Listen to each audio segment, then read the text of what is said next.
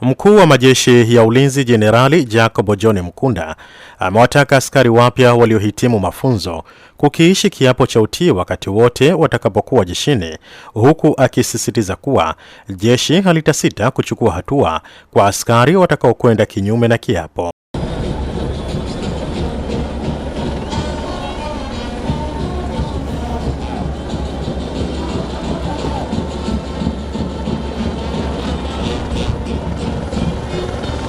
Wito huo ameutoa katika hafla ya kufunga mafunzo ya awali ya kijeshi kundi la 4425 katika shule ya mafunzo ya awali ya kijeshi RTS Kihangaiko iliyopo wilaya ya Bagamoyo, mkoa wa Pwani.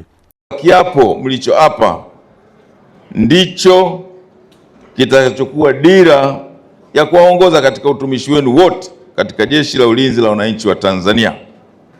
Hivyo ninapenda mkielewe vizuri, maana Jeshi la Ulinzi la Wananchi wa Tanzania halitavumilia tabia yoyote kutoka kwa askari yeyote itakayoashiria ukiukaji wa hata neno moja katika kiapo chenu.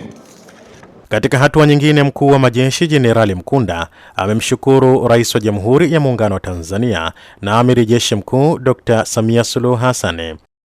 Namshukuru Mheshimiwa Rais na Amiri Jeshi Mkuu kwa kulipatia jeshi fedha, zana, silaha, vifaa mbalimbali vinavyoliwezesha jeshi letu kutekeleza majukumu yake kwa ufanisi na weledi mkubwa.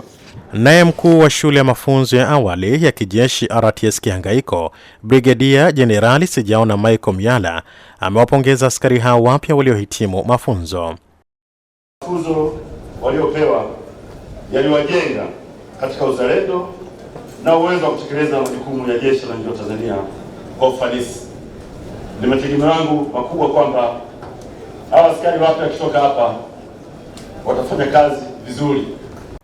Hafla ya kufunga mafunzo ilipambwa na maonesho mbalimbali ikiwemo karate na burudani ya muziki na ngoma za asili.